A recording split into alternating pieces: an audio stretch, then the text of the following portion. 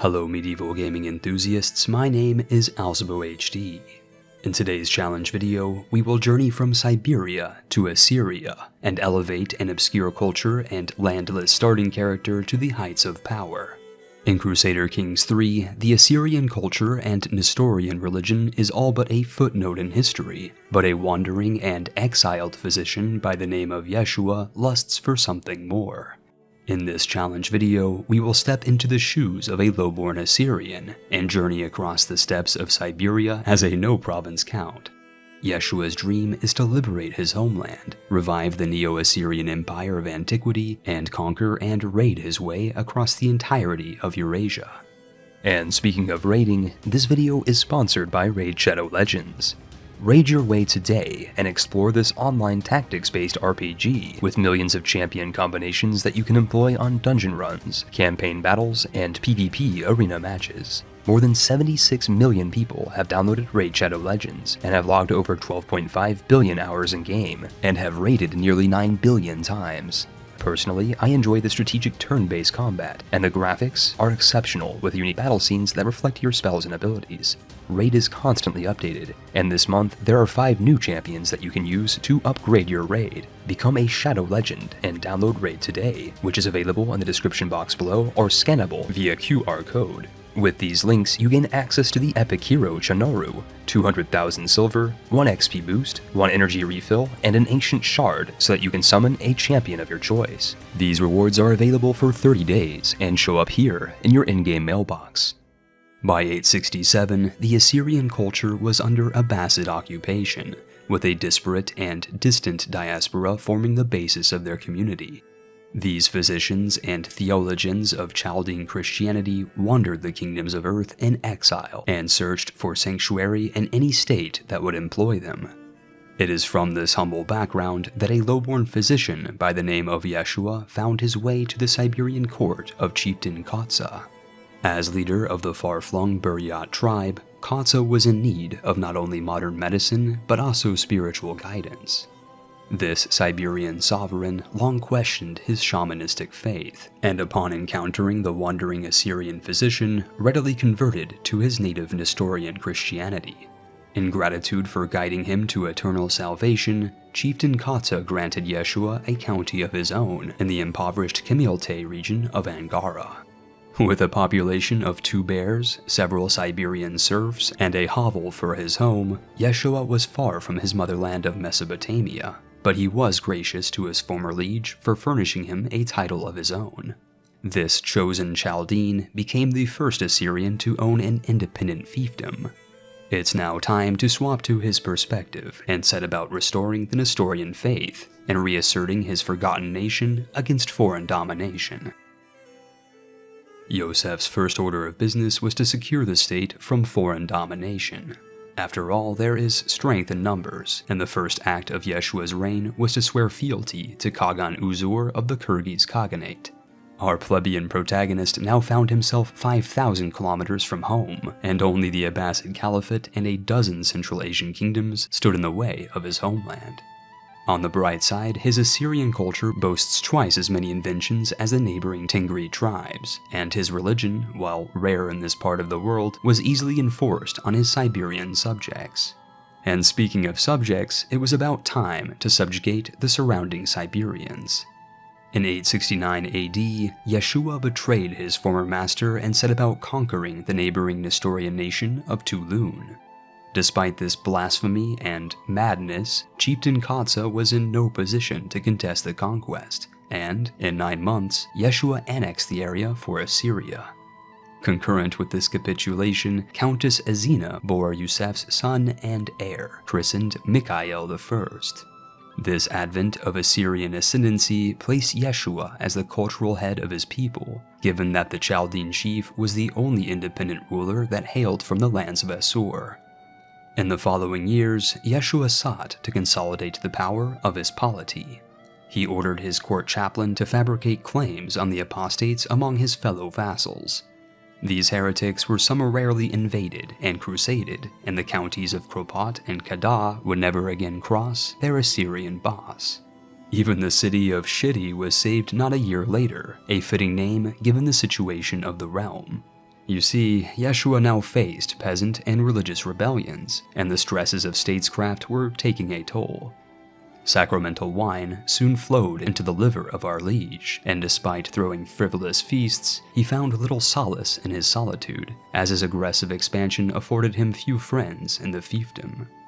By 885 AD, Yeshua possessed the capital and counties needed to form the Duchy of Angara, affording the Assyrian autarch the ability to delegate titles. The second son of Yeshua, Yeshua II, was granted the county of Toulon, but outside these ducal developments, a storm was brewing. Kagan Kozal of the Kyrgyz Khaganate was driving his realm into ruin, and Yeshua increasingly found himself strapped to a ship that was sinking from internal rebellion and incessant invasions.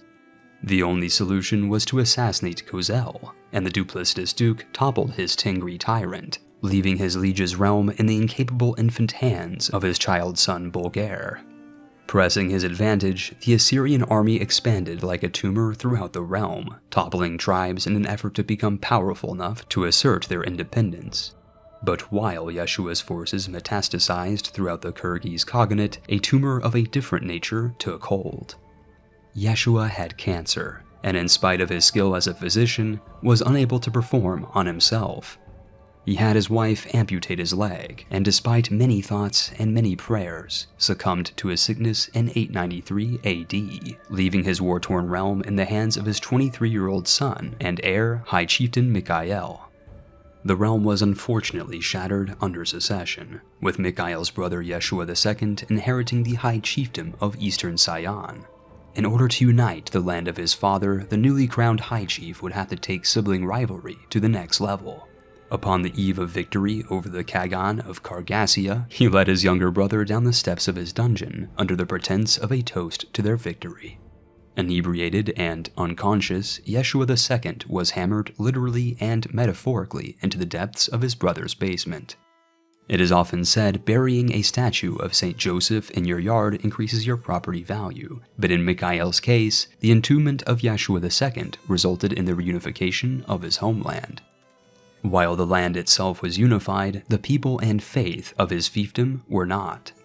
Heretical sects of Adamites formed nudist colonies throughout his counties and had to be forcibly redressed in the ways of Christianity.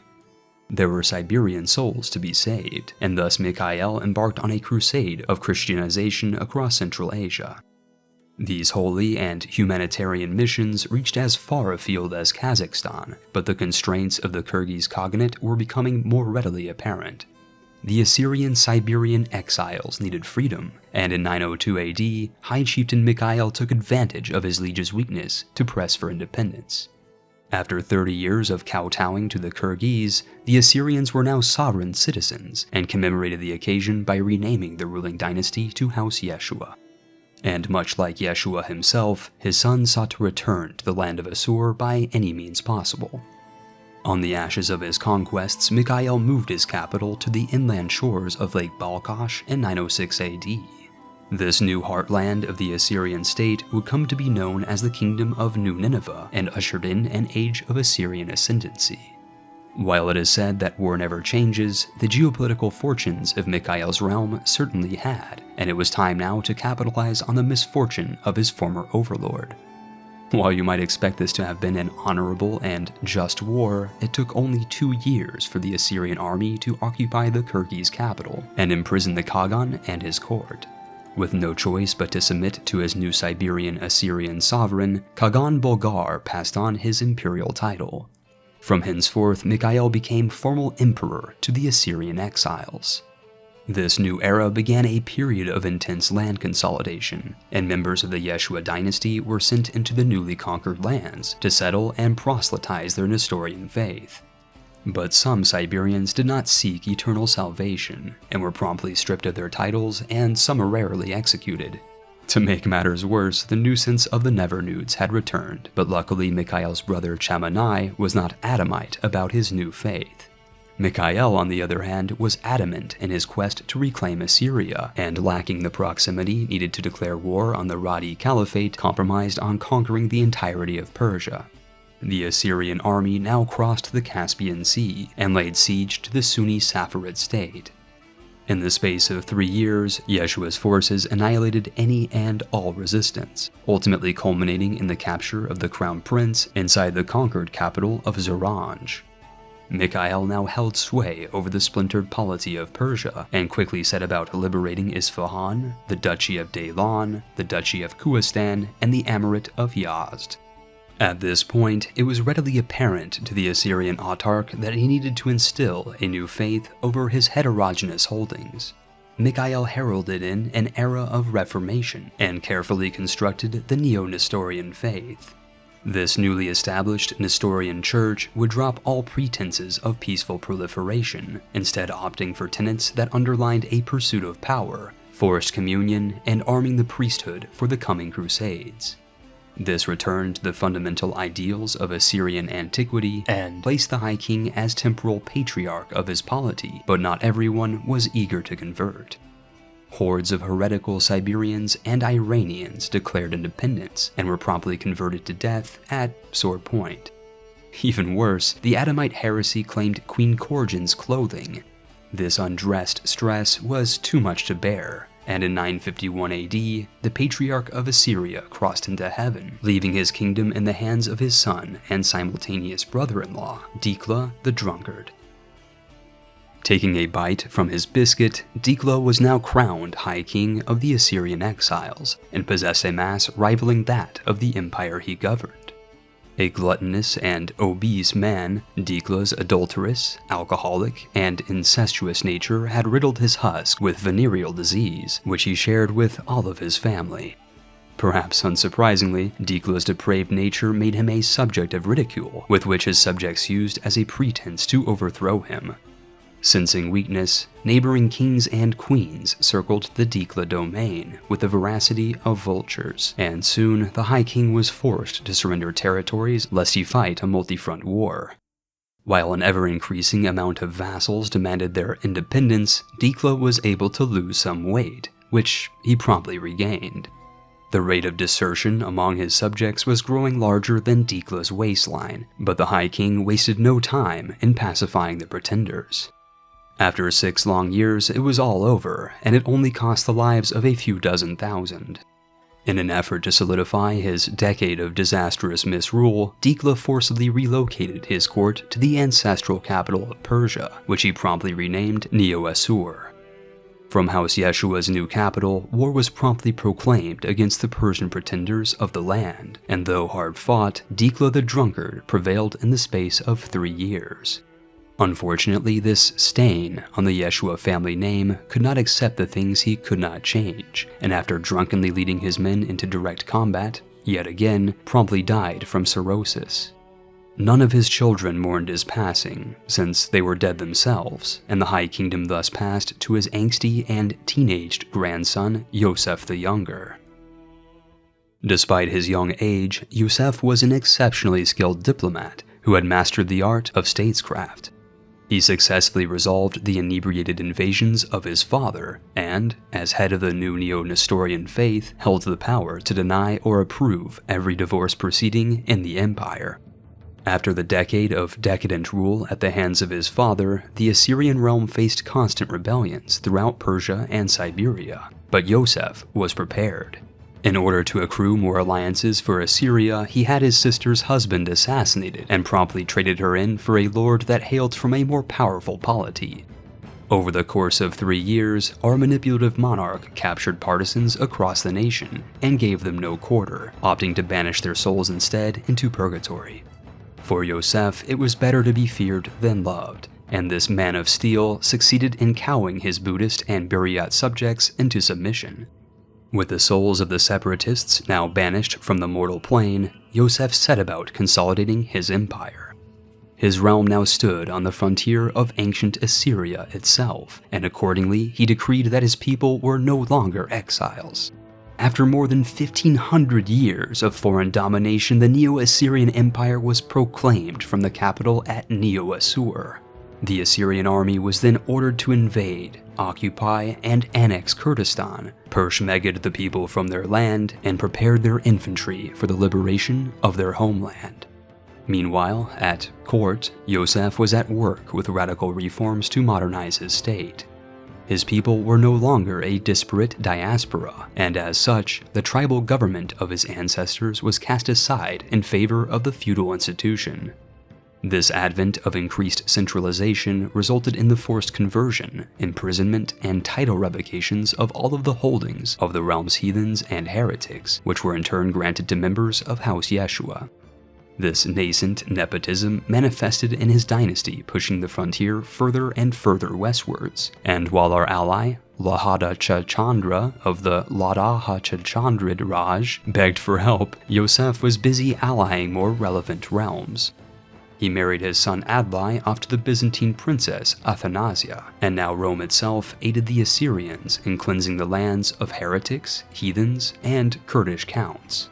Over the space of 3 years, the last of the Assyrian oppressors were wiped off the map, and the first historically Assyrian lands of Samarra and Takrit were restored to Yeshua's rightful rule. But in spite of the realm's rapid advances, the Assyrian autarch was not immune to arthritis, and in 986 AD, Yosef contracted gout, known as the disease of kings. The emperor's health was ailing, and, against his physician's wishes, he exerted the last of his energy in launching a holy war on the last of the heretical occupiers of ancestral Assyria. Amir of the Ammarid Emirate now faced an Assyrian invasion, but Yosef had finally fallen and couldn't get up. 3 months into the war, our misfortunate monarch died of arthritis at the age of 36, passing on the imperial crown to his son and heir, Stefan I. Unlike his father, Stefan was an exceptionally skilled military tactician and possessed more than 20 martial before his 20th birthday. In swift succession, he finalized his father's war, and in the space of 1 year was now liege of all of ancestral Assyria. He restored the Assyrian titles to the land, and subsequently settled members of his dynasty into their homeland of ancient Assur. Resistance was futile, rebels were crucified, and the teenage tyrant pushed northwards into Armenian lands. This eager emperor personally led his men into battle and claimed victory after victory over the conquered Caucasian kingdoms. As a consequence, Armenia assimilated into Upper Assur, while the Assyrian army split westwards into Syria.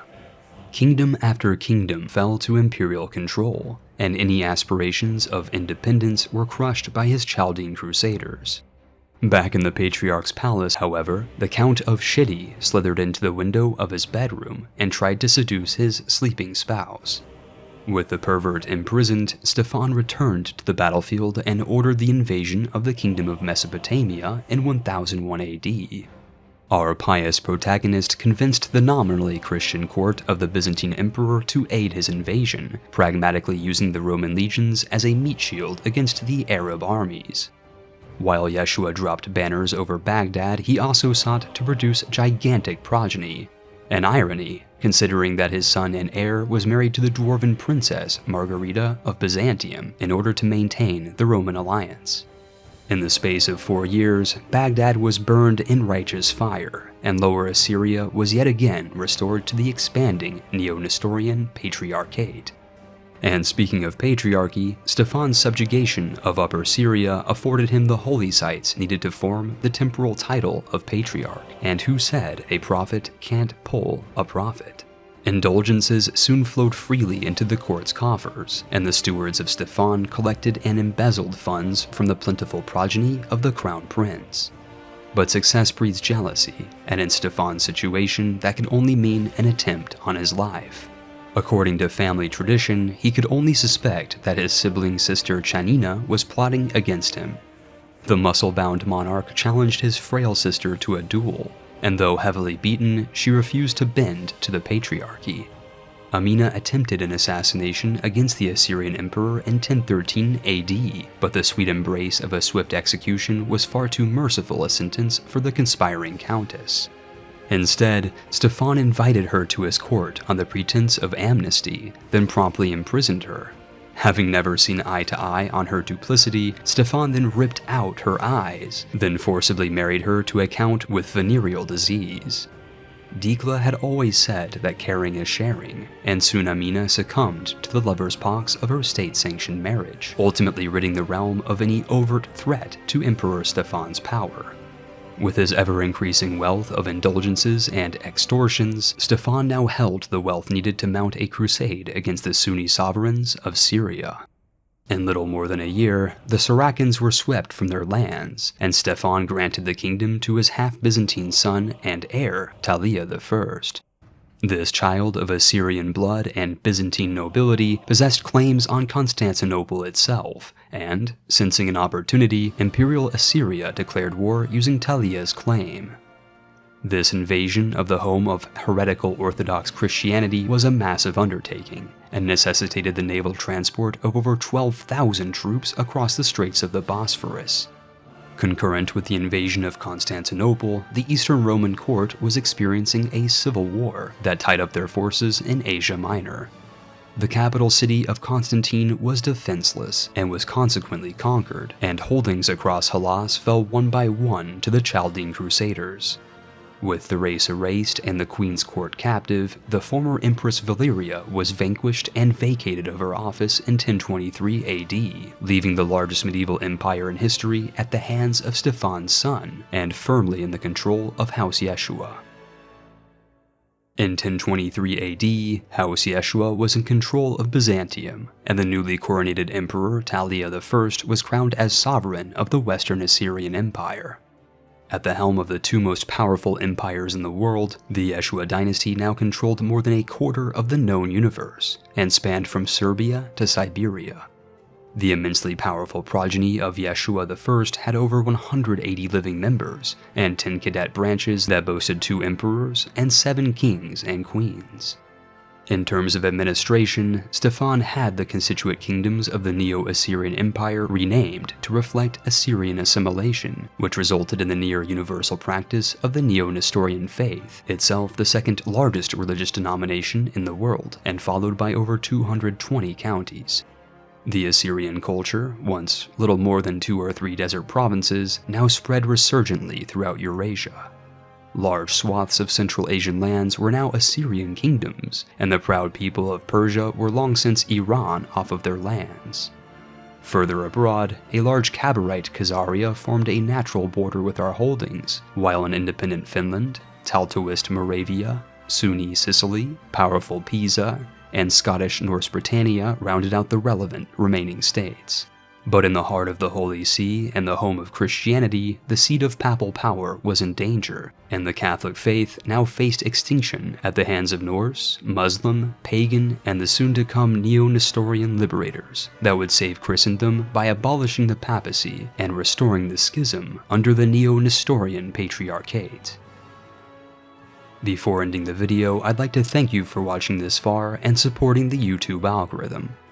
This campaign was inspired by the support of subscribers who recommended it after Yeshua appeared in our previous list of the most interesting unlanded characters of CK3.